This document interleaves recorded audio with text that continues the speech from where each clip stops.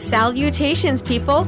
Welcome to Page 3 Killers, Murders That Went Unnoticed, a podcast where we dive into the murder cases that went unnoticed by our nation's newspapers. Hi, Shay. Hi, John. Hello, everyone. Hi, guys. Welcome back. Welcome to Page 3 Killers, Murders That Went Unnoticed, Season 2, Episode 11. Yeah, and we got a good one for you this week. We are going to be talking about the Lake Elsinore Killer, known as William Suff, or Bill Suff.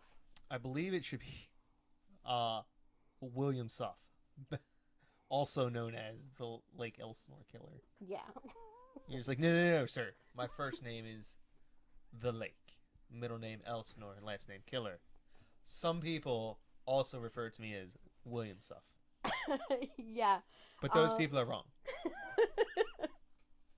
Yeah, this guy is total dirtbag. I'm not even going to sugarcoat this. You're going to get pissed off this episode. Fantastic. I mean, this is going to piss a lot of people off. I mean, because his first crimes aren't actually against women. But we'll get into that once we get into the case. But we got a few housekeeping things first. So, first off, welcome everybody. Second, big shout out to our patrons on Patreon, Ralunk, Chelsea, and Stacey. Thank you guys for your donations. We appreciate it. If you guys want to become a donor on and donate to your favorite podcast, which may or may not be us, but if you would like to donate, you can just reach out to us on Patreon. And if you can't, just remember to like, share, subscribe, and tell people about our podcast. My favorite podcast isn't us. Well, yeah, that's because you're not a true crime podcast listener. That's me. You like more intellectually stimulating. And that's not necessarily true. Yeah.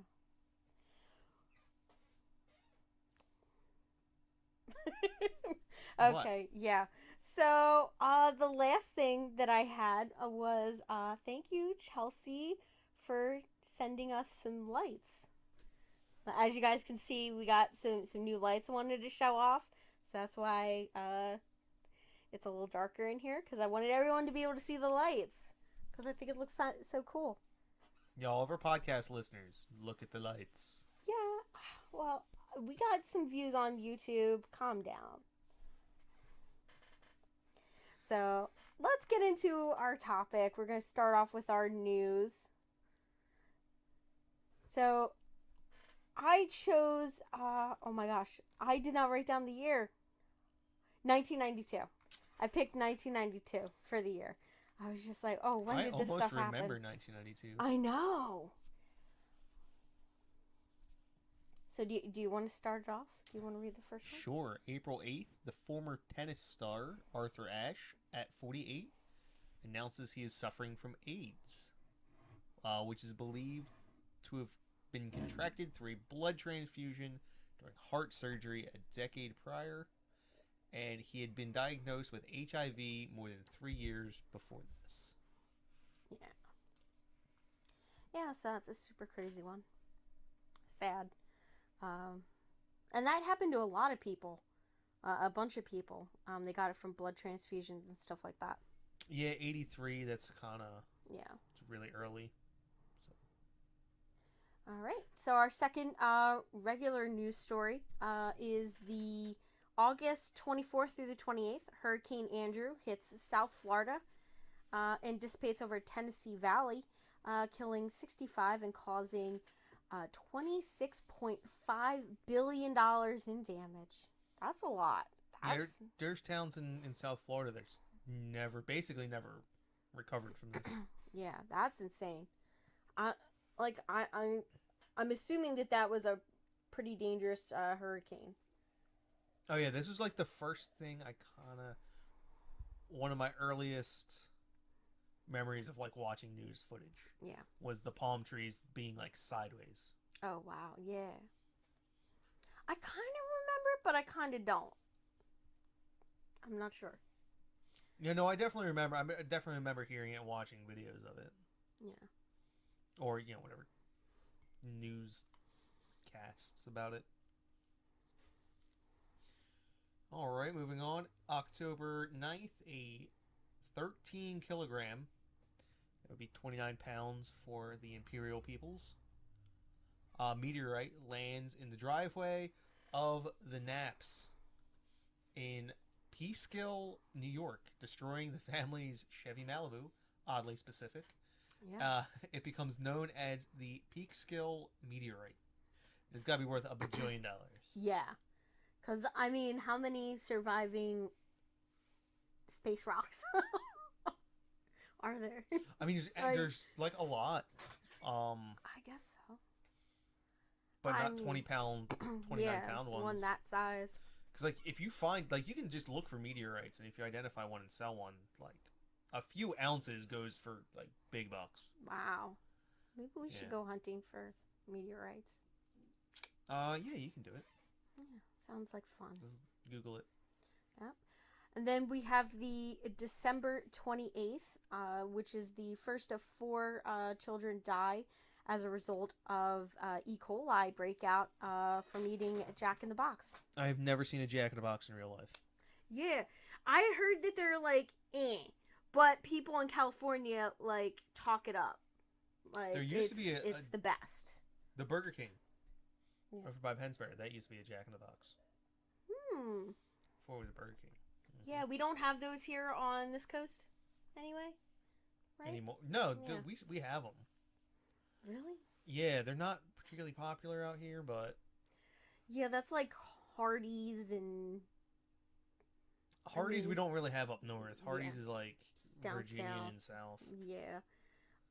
They tried to do Sonic. That didn't... There's a lot of Sonics around here. There's a few, but a bunch of them closed because it's not... This is really not the area for Sonics. Yeah. Yeah. So now we're going to move on to our seedy side. Our seedy side is much more interesting than our regular news because we had a lot of big things happen. Do you want to take this one away, babe? 12-year-old Sandra Shearer is tortured and burned to death by 4 teenage girls in Madison, Indiana. The crime attracts international attention due to its brutality and the young age of the perpetrators. Yep. That one was super crazy. I actually don't remember that one, so I was probably gonna like take a look at it. Yeah, I've never heard of it. Yeah. But our second one for our regular news, for our CD side, would be February 17th. Court in Milwaukee, Wisconsin, sentences serial killer Jeffrey Dahmer to life in prison. Yeah. I think he's still alive. No, he was killed in prison, really? within months. That's right, yeah. Yeah, once someone found out basically who he was, it was like, yeah. I think he pissed off his cellmate. Ooh. To be honest. That sucks. Yeah. Well, he kind of deserved it. He did do some real terrible things. Like, as far as serial killer goes, I think he's like one of the worst ones. Like, it's sort of, yeah, definitely he's up there. Ted Bundy, I think Ted Bundy was just a jackass and an asshole. So, but yeah, eating people is kind of, it's a little much. So I put him near the top.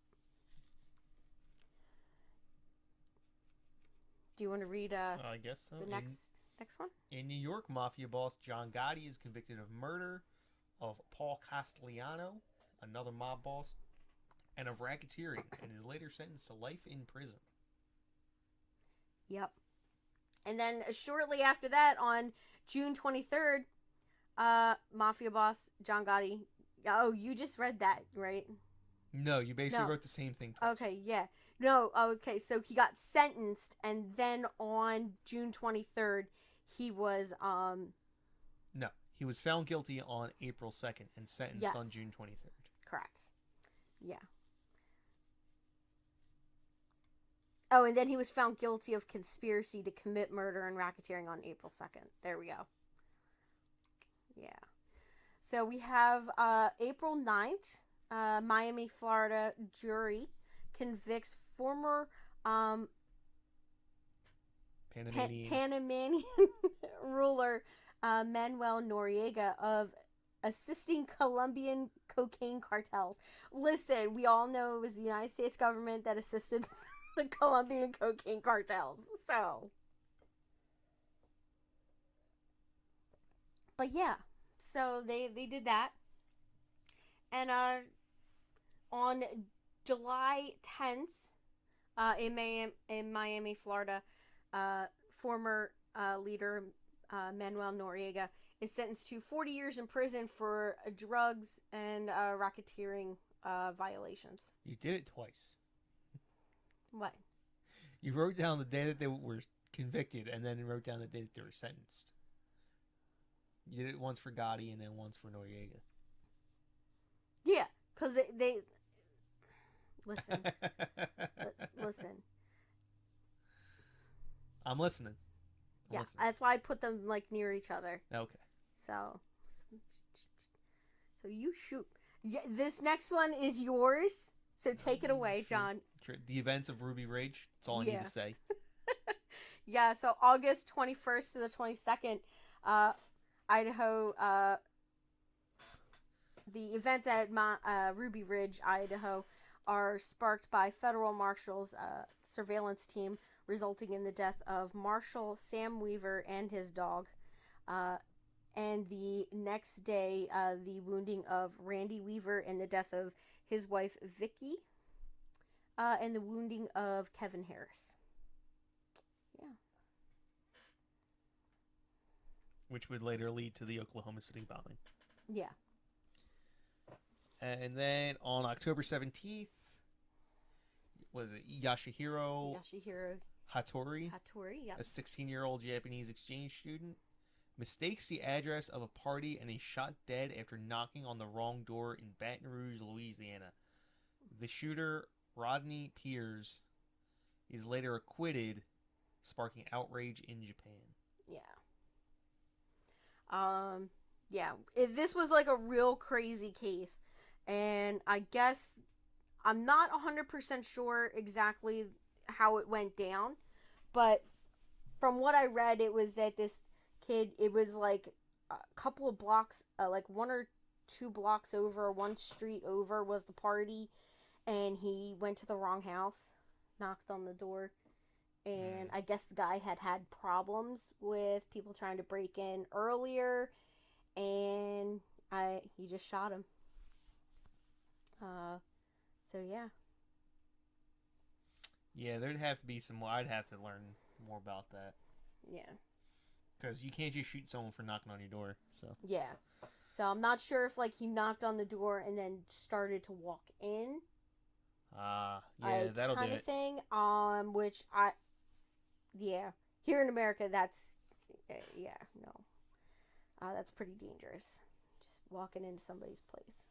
But I'm not 100% sure exactly how that played out. I think that I believe I had this on a list to like look at and like do up a mini on. I was thinking about. So we'll get there, guys. We'll get there. So now we're going to start talking about our case now that we got the news out of the way. So just a little background information. So William Lee Suff was born on August 20th, 1950 in Torrance, California. Yeah, Torrance? Yeah, Torrance, California. Yay. So, he is a notorious serial killer. He was active, I believe, in Texas and California. He earned himself a couple of nicknames in the media. One was the Riverside Prostitute Killer, and the second was the Lake Elsinore Killer, which is the name that I went for with this episode. Now, when he was convicted of attempted murder,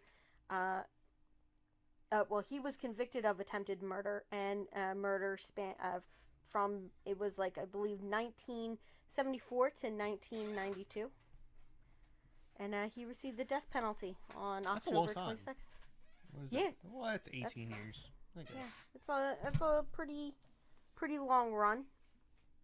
And I'm pretty sure I know why he got caught. Because he did get a little cocky, and you guys will see that later on.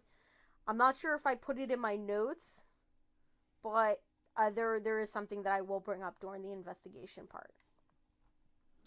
So, like I said, this guy was a total dirtbag, and just telling you about the first crime first murder that he commits is just really, it ticks me off, okay? And he didn't do this once, he did it twice. So he had a wife, and he was kind of abusive, you know.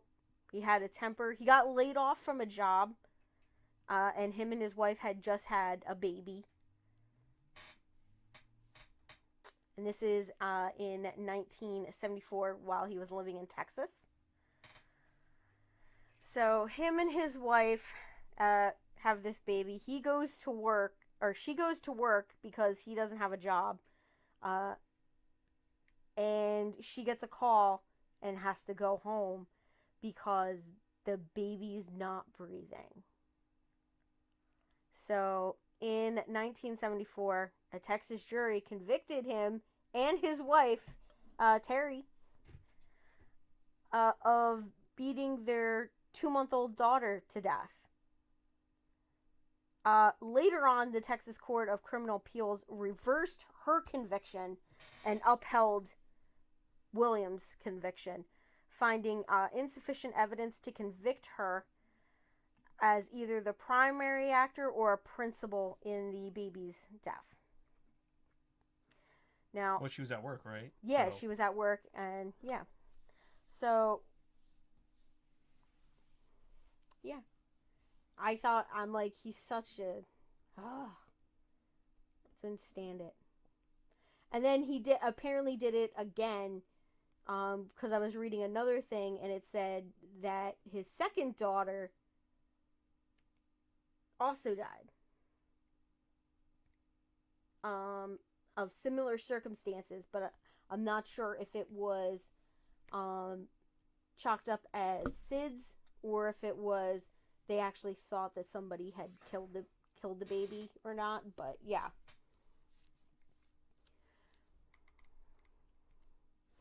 Now, late in 1974, in the Riverside area of Southern California, there was a series of young women who went missing. They started disappearing at the rate of about one a month. The exact total of victims in California and Texas, I believe, it's not been fixed, but police suspect he killed around 20 to 30 women over the course of his time there. Now, they were purportedly snatched from the streets by a killer who was active throughout the Lake Elsinore area, the Rubidoux, Corona, and Romeland,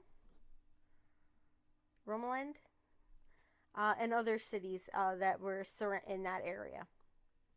Now, he targeted women and dumped their bodies in mountainous regions near dumpsters, in various roadside areas where he knew that they would be found. Now, in some cases, the bodies were found in a very advanced state of decomposition, making them almost unrecognizable, if not for DNA evidence and dental records. And that's how they identified quite a few of them. Now, with some of them, all they found were a few bones, so some of them have not been named. They still don't know, some of their names. Now, if you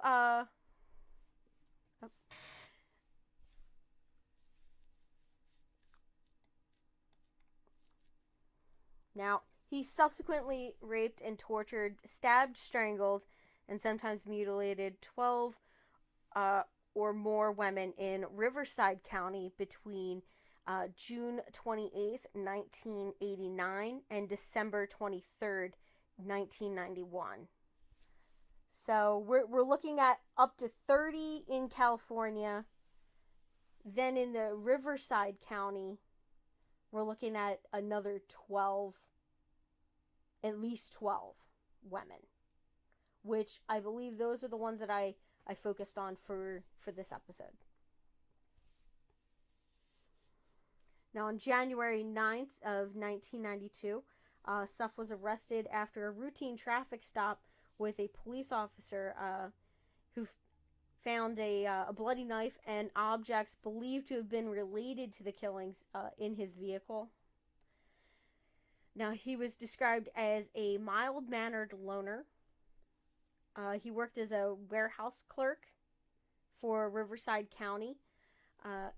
And when he was arrested, they found out that he had been on parole from Texas for, murdering his child. Now, during his time at that job, he delivered office furniture to the officers on the task force who were investigating the killing spree. That's called irony. Yeah. That's actually kind of cool. Like, so he was like there while they were investigating him, but they didn't know that they were investigating him. And you'll start to see there's a bit of this play between leaving some of these so that the cops know, like, hey, I think he got like a thrill out of it, like them not knowing that it was him. So he would leave these women just out in the open where anybody could see them. And it's just, oh man. And the way that he leaves some of these women is just, I put him like at the top of my list of serial killers that I hate. Is this guy. He's at the top. Number 1. Well, which are the ones that you don't hate? I mean, I hate them all, but there's like a scale. There's a hierarchy. Yeah, there's a hierarchy, okay? You got serial killers that do this kind of shit to people, and the kind that like dismember people. They go like up at the top. So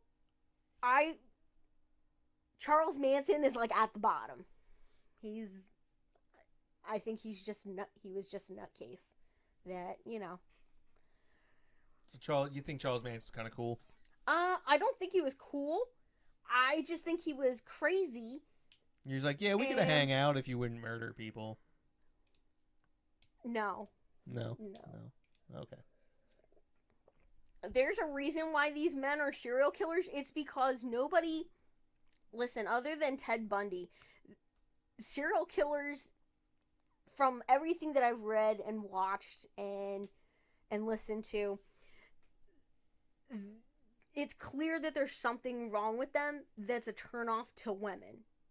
What are you talking about? Manson was like super charming. That's how he convinced people to go kill people. He was able to convince children to kill people. Like these weren't, sensible people. These were people that were on drugs, that, were living the height of the 60s. And he basically brainwashed them. It's not about being charming. It's... Yeah, okay. Now, Ted Bundy, he had the charm, but I'm just like, listen, no. What I can say, like, from, every hindsight, because, he was caught after, before I was born, So, I didn't think he was particularly all that, but there were a lot of women that thought he was handsome. And I'm just like, no, he looks like a serial killer. But that's because I know he's a serial killer. Kind of thing. But I'll tell you, Richard Ramirez, he had women that were just like, they're like making moony faces at his trial. Like, it was so disgusting. I watched a clip from that, and I was just like, that's insane. He's a baller. Oh my god, with the rotted out teeth, please. Ugh. No. Alright. Yeah. So, William Suff was only convicted of 12 murders when he went to trial. So, I have a list here. Some of these are, I highlighted the ones that he was, so I highlighted in red all of the ones that he was found guilty of. And then I have a list of the ones where, that he wasn't found guilty of, that they didn't put him on trial for. Because I think what they did was they held back some in case they couldn't get him on the others. So that they would be able to go back and use some of the other ones to try to get him more time. But I don't think that they had to. But he, I believe, is listed as the killer of these women. And I just want to do like a quick reminder that some of these women lived a particular lifestyle. And we don't judge anybody for doing what they got to do to survive, to put food on the table, to pay their bills. Don't care. I'm going to judge anyone I want. Some of these women were living that lifestyle. And we're just not going to say anything mean about that because they were people. And so I can't call them hoes? No, we're not doing that. If you are, it's going to be prostitution. Okay, we're not going to use any derogatory terms. Ladies of the night. You can say that one. That's fine. Women of ill repute. Yes, a little bit more. Yeah, that's a little bit more respectful than calling whores. them whores or hookers. Which I hate that when actually, you know what? When I was preparing this, I was reading an article, and the person who wrote it, I swear to God, must have been a fucking incel, because the derogatory terms that he used just kept pissing me the fuck off while I was reading it. And I'm like, I don't know who I'm mad at more, William Suff or this asshole that wrote this. I'm like, he was just like, oh yeah, she was a slut, and I'm just like, okay, like, you don't know anybody's circumstances. Like, it was clear this guy was he was writing the article to get clicks and controversy. That's all he wrote it for. So yeah, but that pissed me off. And I will leave you guys a link if you guys want to read it. I want to read it. I felt the way that he set it up, it was real shitty. I didn't think it was right. Who published it? I will pull it up for you and let you take a look at it. Okay. Yeah. All right. So we're going to talk about our first victim on here, which was Charlotte Jean Palmer, and she was 24 years old, and she was found on December 11th of 1986. Now, on December 11th, her half-clothed body was found in Ann, Illinois, near Highway 74 and Matthew Road in Romoland. Yeah. I'm sure they don't pronounce it as like Romoland, but that's the way it's written. That's why I said Romoland. Roma? I'm gonna call it Romoland. Roma. Just like I call it Worcester. Worcester. Well, they say Worcester. Worcester. It's Worcester. Yeah. That. Yeah. Now, the county coroner was unable to determine her cause of death because of the quickness of the putrefaction. So, yeah, she was not in a good state when they brought her in. Now, fear and panic spread more and more when women began mysteriously disappearing. Now, over a period of 5 years from 1986 to 1991, 19 women were found murdered. Not all of them are attributed to William Suff, but just to give you a little perspective of how many women went missing. I mean, it is a transient lifestyle, but still, 19 women to just, and nobody cares. Kind of sucks. Now, at least 3 of the Riverside County victims had their breasts severed.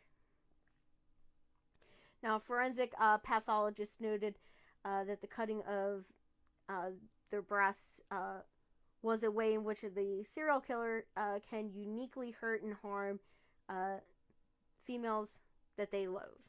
So, yeah. So he personally didn't. He had a personal problem with that lady. Yeah. Well, I think he had a personal problem with women in general, because all of his victims, including his children, were women. His wives were targets of his aggression and rage. So, yeah, he just did not treat women well at all, from what I read. So sorry, babe. What? Not trying to be like a feminist or anything, but yeah, this guy just Guy had a problem. Guy had a problem with girls. Yeah, so he had an issue with women, took it out on them in the wrong way. Now our next victim would be Linda Ann Ortega, and she was 37 years old. She was found in early 1987. She was the serial killer's 3rd victim, and was named, and I believe she was named in the newspaper and everything. Now, at age 37, she worked at Carl's Jr., which is a fast food restaurant, not very popular around here. It's the same as Hardee's. Yeah. It's literally the same restaurant, just different name. Yeah. And that restaurant that she worked at was on the Railroad Canyon Road in Lake Elsinore. She did have a arrest record for drugs. Now, her nude body was found.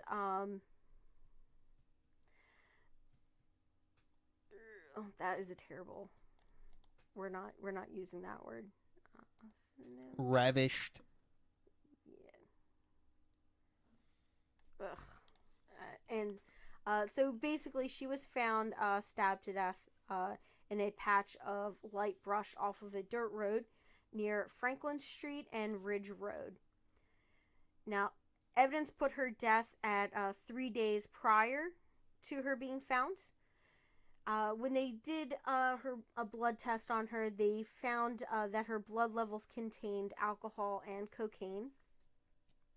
Now, her co-workers at the fast food restaurant described her as a devoted single mother struggling to raise her teenage son. Now, they were surprised to find out that she, worked part-time as a prostitute. As a lady of the night. Yeah. And that's what the police said was what she has arrest records for drugs. Not sure if there was arrest records for anything else, but all that I had was that she was arrested for drug possession. I'm sure the police were familiar with her. Yeah. Now our next victim is Martha Bess Young. Now she was found on May 2nd, 1987. She was pretty blonde from what I read.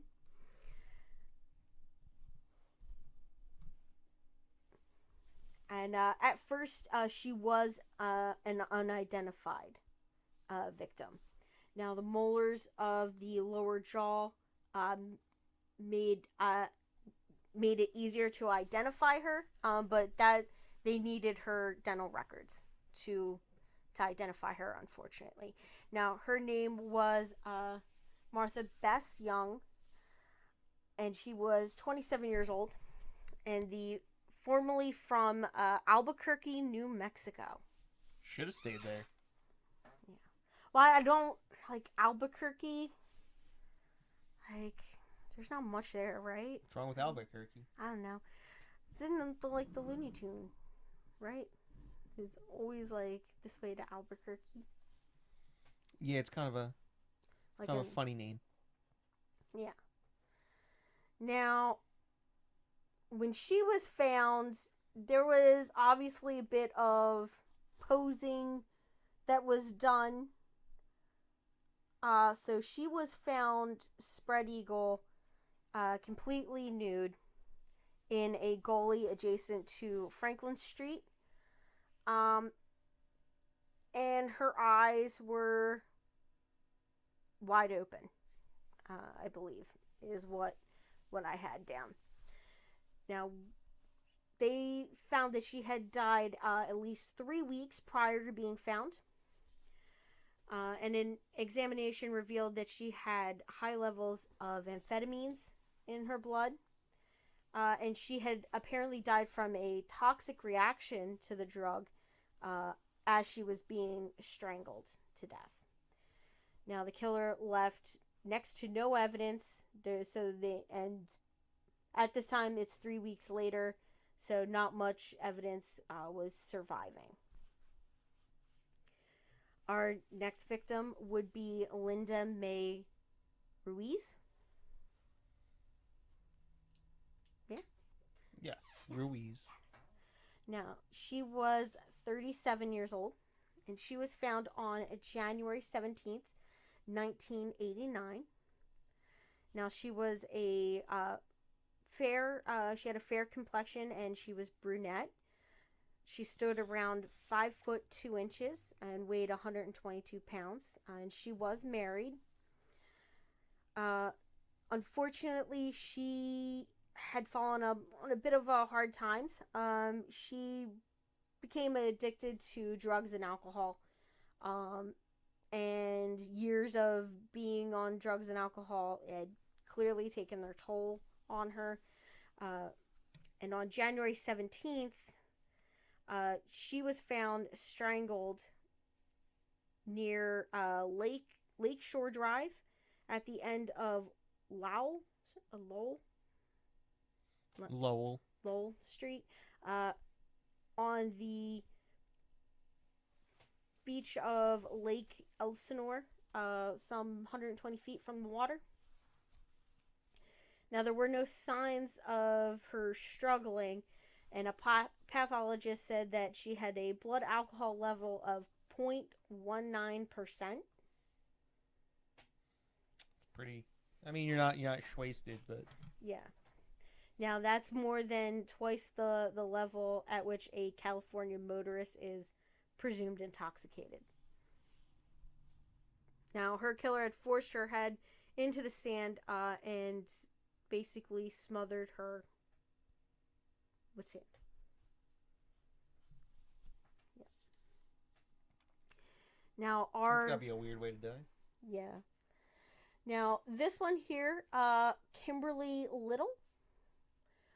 She was one that William Suff was found guilty of, I believe. And she was 28 years old, and she was found on June 28th, 1989. And she was found strangled in Cottonwood Canyon, south of Canyon Lake. The next victim was Judy Lynn Angel, and she was 36 years old, and she was found on November 11th, 1989. Now, her nude body was found bludgeoned on November 11th, northwest of Lake Elsinore, near uh, Tremascale Canyon Road on I-15 and Lake Street. Now, she was known by her street name was Angel. That's what people, her friends and everything knew her by, was Angel. Now, she was also, she had a drug and alcohol problem. Now, she became a prostitute to support her 2 children after she became divorced. Now, her arrest record included jail time for prostitution and possession of drug paraphernalia. Now, a pathologist was able to deduce by the deep gashes on her arms and hands that she had fought back against her attacker and sustained quite a few blows from that. The next couple, he was found guilty of their murders. Now we have Christina Tina Lyle, 23. She was found on December 13th of 1989. And she was a resident of Piers. She was found off of Getz Road in the Quail Valley. She had suffered sexual trauma before she had been strangled and stabbed, and she had been stabbed in the heart. She did have an arrest record for drugs and prostitution as well. The next victim is Darla Ferguson, 23. And she is one of the victims that he was found guilty of murdering. And she was found on January 18th of 1990. Now, on that Thursday morning, a Riverside County Sheriff's investigators were summoned to the scene east of the I-15 in Lake Elsinore. They arrived at roughly 6:30, which was 30 minutes after a jogger stumbled upon Darla from Sun City. Now, her tongue had been bitten. Not sure if that was from her or from him. Unsure of that. Now, the Sheriff's Sergeant Howard Rush pinpointed the location at Grape Street, 1 mile south of Railroad Canyon Road. Now, she was not married. She weighed 105 pounds. She was the mother of 4 children, and she had an arrest record for sex and drugs as well. Seeing a pattern. Now, Carol Miller is our next victim, and he was found guilty of murdering her. She was 34 years old, and she was found on February 8th of 1990. Now, she was also addicted to drugs and alcohol, and that sent her into a pretty risky area for somebody that used to be a housewife. Now, at age 35, she was divorced, and in late January 1995, she vanished from the Riverside area. It was first presumed that she had left the area because of police pressure to rid the streets of prostitution. Now, her nude body was discovered by workers in an orchard on February 8th at Mount Vernon Ave in Pigeon Pass, near Pigeon Pass Road in High Grove. Now, the cause of death was listed as multiple stab wounds to her chest and suffocation. And the coroner said that there were wounds near her right nipple.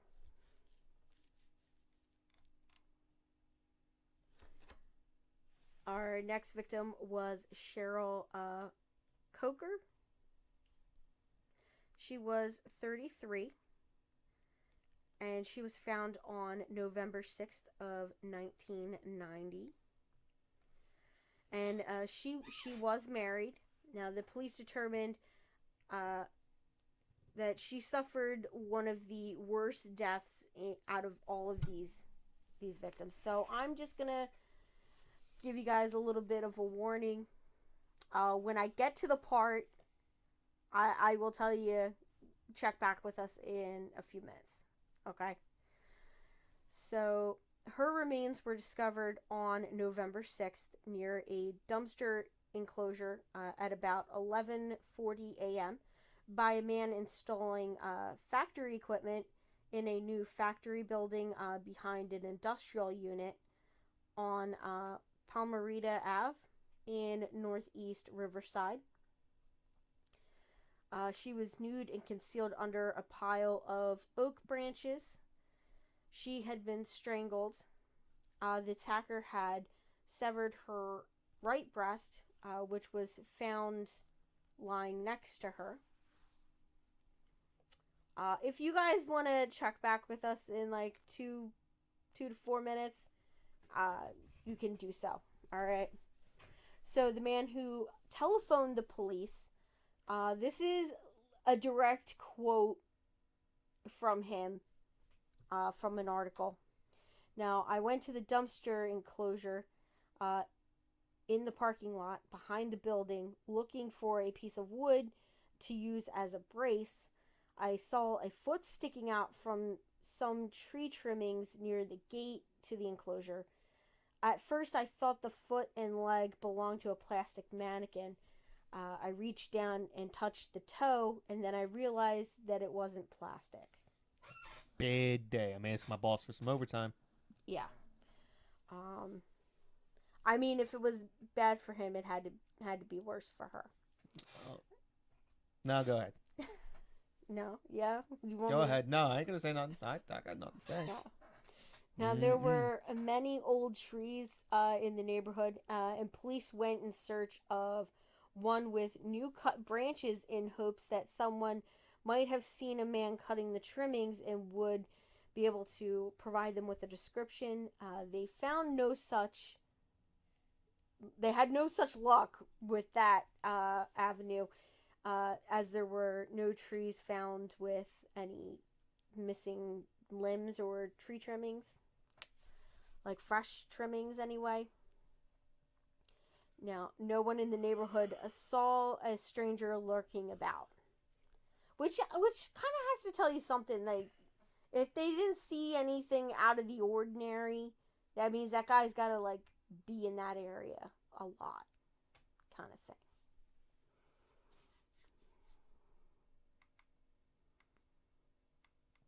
Now, our next victim, which that he was found guilty for murdering, was Suzanne Steinfeld. And she was 27. And she was found on December 21st, 1990. Now, Suzanne was found not far from the last murder scene. She was also found in a dumpster enclosure at the rear of an industrial complex on Iowa Ave. Now, a man emptying the trash was startled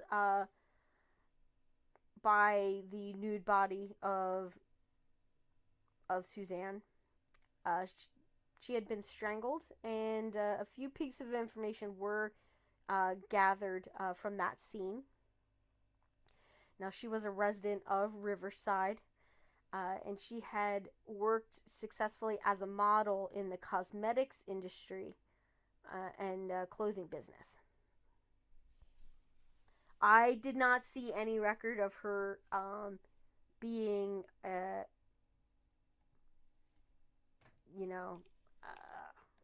supermodel. Well, no, like, of being like a prostitute or being addicted to drugs or anything. I didn't see anything like that. online. So I'm not sure how he came into contact with this person. Well, I'm pretty sure I know how. Because he, as an upstanding citizen of this area, he was like, he drove a van that would drive people to and from places as like a thing that he would do, like a taxi service. And Yeah. they actually had it like, "Stay safe, women." They had like this leaflet that they passed out and had his picture on it with his van. He murdered all of these, like, he had to have used it to at least move these women to the places and everything. And I'm pretty sure that's how he picked up some of his victims, was that they thought he was safe and he wasn't. Yeah, and they were just catching a ride to somewhere, and that's what he would do. Called a ride, hands around their throat. Yeah. Like I said, he's a dirtbag. He's like total shitbag. Now, our next victim was Kathleen Millen. She was 42. She was found on January 19th, 1991. Now, Kathleen was divorced, and she was known on the streets as Carol Kathleen Swenson. She also went by Kathy Puckett. Was another name that she used. And she was found by a passing motorist who spotted her northwest of Lake Elsinore, less than a mile from where Angel's body had been found. Now, she was dumped among discarded beer cans and old tires, and she had been dead for less than 24 hours.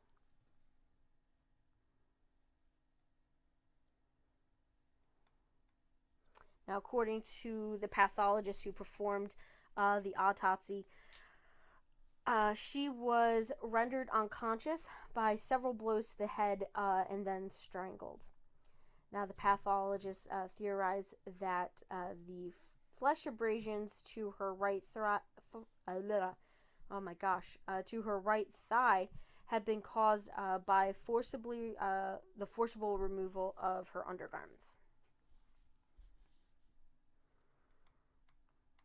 And I believe William Suff was found guilty of her murder. Now, the next one was one of those that I believe they held back. This one here, I'll give you the trigger warning before I get to it, okay? I actually have it marked trigger warning. So we have Sherry Michelle Pessier.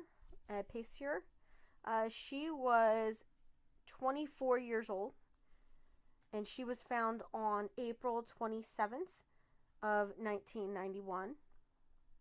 Now, Sherry was victim number 14.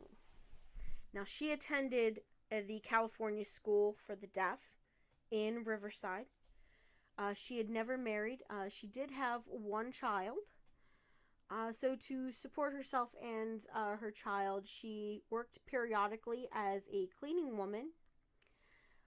She did have a little bit of a drug habit. And on the muggy morning of April 27th, a homeless man looking for cans stumbled upon her nude body at the rear of the Concourse Bowling Center on Arlington Ave in Riverside. Okay.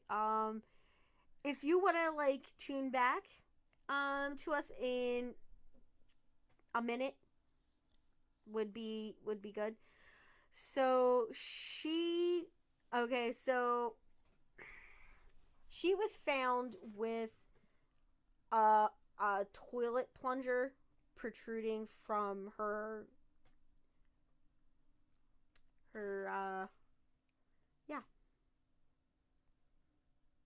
Like I told you, this guy's Am an I asshole. the only adult in the room? Yeah, okay, so there was a plunger protruding from her vagina. How hard was that? It, yeah, it just sucks. You already killed her. What's the turn on here? I don't get it. Which is why I'm not a serial killer. I don't get it. I think it's just unreasonable. It's uncalled for. It's just a dick move. Now, the next one was Sherry Latham. She was 37. And she was found on July 4th of 1991. Now, her remains were found outstretched on a patch of grass. Now, when she was found, she was very pale and her lips were blue. And they noted that her eyes were wide open. Now, little is known of Sherry's early life, except that when she was younger, she did become addicted to drugs. But other than that, there was no other information on her, about her. Yeah. And she was one of the victims that he was found guilty of murdering. Now, the next victim was Kelly Hammond, 27. She was found on August 16th of 1991. Now, Kelly's unclothed body was found by a trucker near the intersection of Sampson Ave and Delilah Street, south of Highway 91. He called authorities. They came, and her body, when they found her, was still warm. She hadn't been dead for very long. So now he's playing games. Yeah, and it had been barely 43 days since the death of Sherry Latham. So yeah, so it was like not even 43 days later that he killed Kelly. And this, I feel like this is when he starts playing with the police a little bit. Because I just feel like the escalation in some of these is sort of playing to the police a little bit. So our next one is Catherine McDonald. She was 30 years old, and she was found on September 13th of 1991. Now, she was discovered off of a dirt road near a barren construction site in the Tuscany? I think it's Tuscany. Hills section of Lake Elsinore. Now, she was found by a contractor around 1 p.m. on September 13th. Now, her background and the modus operandi was very similar to the other victims, with one exception. She was African American, whereas the other victims were all Caucasian or Hispanic. Now, it was evident that she had died. I feel like this one here is probably the worst one.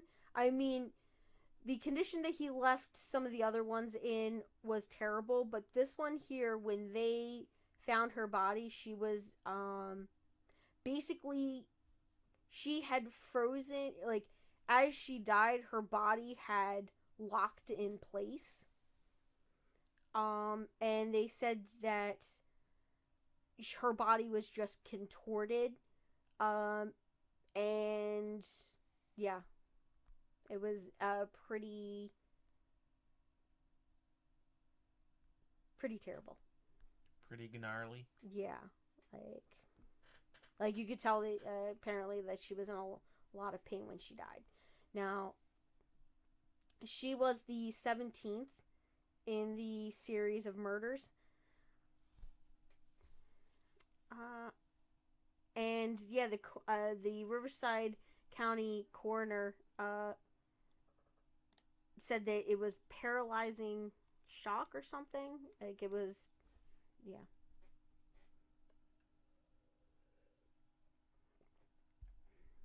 So our next victim was Delilah Zamora,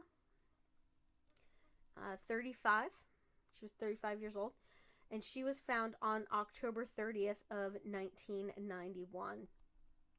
Now, passing motorists spotted her nude body in a patch of matted undergrowth on the dirt shoulder of a heavily trafficked intersection in Miraloma, northwest of Riverside. It so it was literally the day before Halloween and the 5th anniversary of the day Michelle Gutierrez, the first victim that was found. So it was the 5th anniversary of her being found. Now, according to the motorist who discovered the body, he was heading for work around 7:15 a.m. He had just turned off of County Road,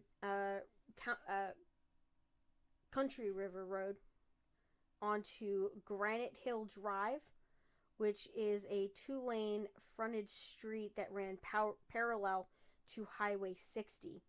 Now, he had spotted the body across the street from a heavily used park and ride lot adjacent to the senior housing development, now south of the Riverside San Bernardino boundary line. Now, here's a quote from him that I found. Now, at first I thought it was a mannequin, but at closer inspection I realized that it was the corpse of a woman. Now, the motorist hurried to a phone and alerted police. Within minutes, the Riverside County Sheriff's investigator, Henry Salwick, and a string of task force officers arrived and fanned out through the area to search for clues. Now, Delilah had a history of arrests with the police for drug abuse and prostitution. She was the mother of 5, and the street name that she used was Delilah Zamora. I did not put in her legal name.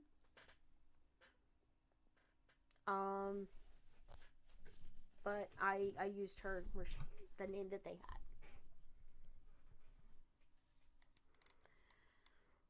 Now, our next victim was Eleanor Cesar. She was 39. She was found on December 23rd, 1991 at 1:20 p.m., just 2 days before Christmas. Emergency calls began coming in on the Riverside County's office's lines in rapid fire order. The dispatchers fielded the first one, a call from a worker in a orange grove near the intersection of Jefferson Street and Victoria Ave, a half mile from the Riverside Police Station. So this is only a half mile from the police station. Now, even as the unidentified caller was talking, patrol units were being rushed to the scene where our victim number 19 was found. The officers arrived and found the nude body of Eleanor. The violent death of the local prostitutes had become an everyday event at this time, so the cops were, pretty quick in response. She had a history of prostitution and drugs. She is like most of the others, and had been killed near holidays, which some considered might hold a hidden meaning, while others felt it was a coincidence. And I can just say that the reason why they all happened around holidays was because he had off from work, and he didn't have to be anywhere, so that's when he would commit his crimes.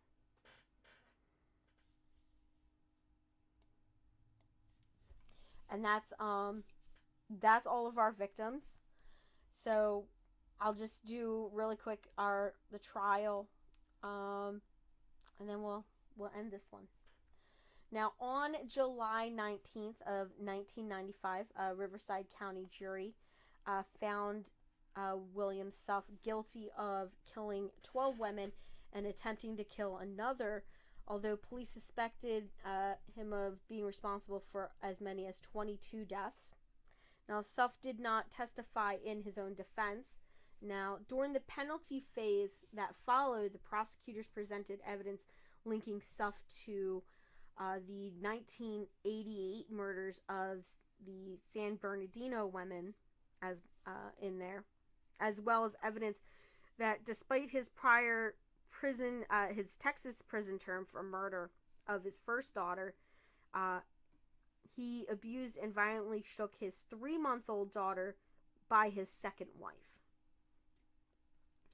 Now, on August 17th of 1995, after deliberating 10 minutes, the jury returned a guilty verdict on 12 murder counts and 1 count of attempted murder.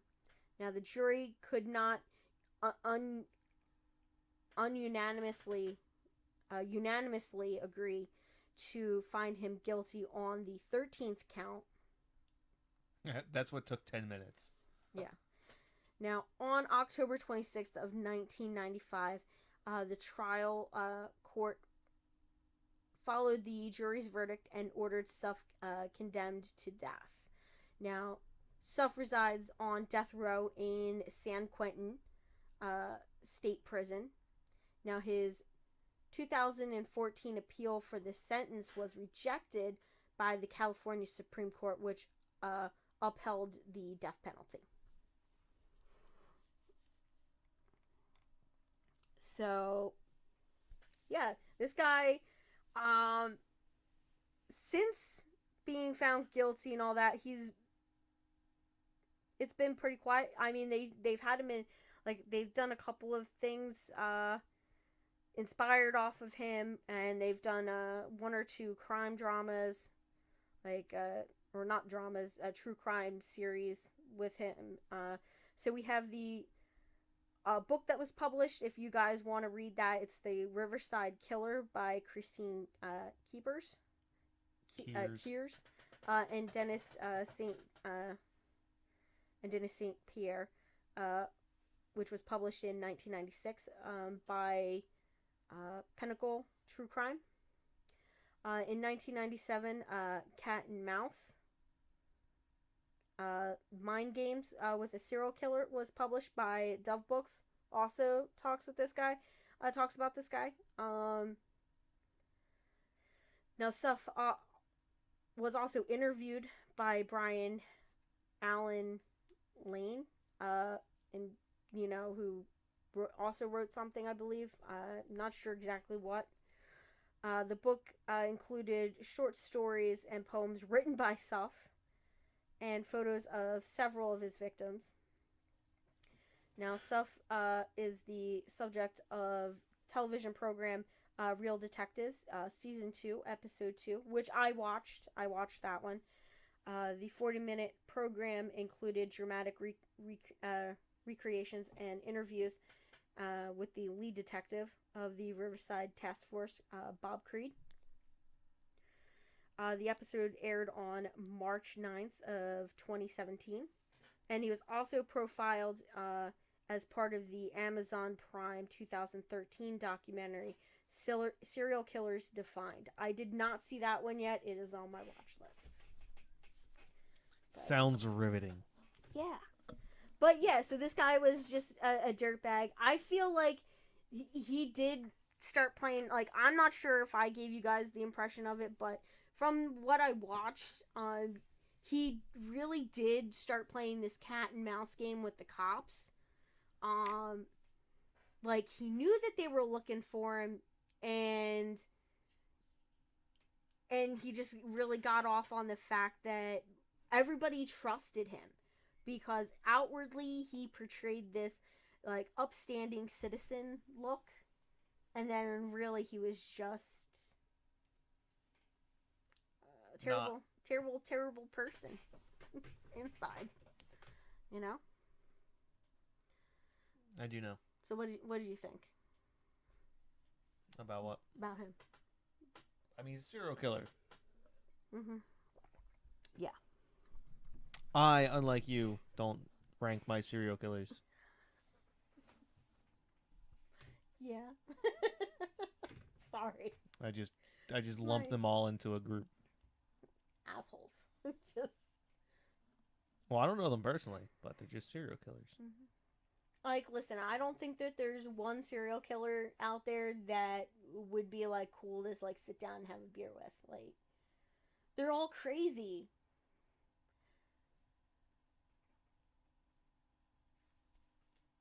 Like, well, I mean, if you did sit down and have a beer with them, you'd probably end up dead, right? So that would be kind of a drawback. I mean, you probably wouldn't end up dead, mostly because I'm not a prostitute. Yeah. Yeah, I just don't like people. So I mean, I don't go anywhere. I don't do anything. So. And whose fault is that? I am a very low risk person. I don't live. You're not about that life. Yeah. Listen, I am the millennial that likes to sit in their house and read true crime. Read true crime, listen to true crime, watch true crime, and then create true crime podcasts. Yeah, that's my life.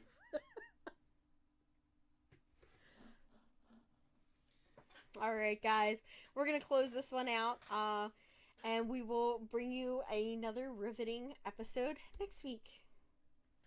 Bye. That one's gonna be really good. All right, guys. Oh, you ruined it. Bye. Bye.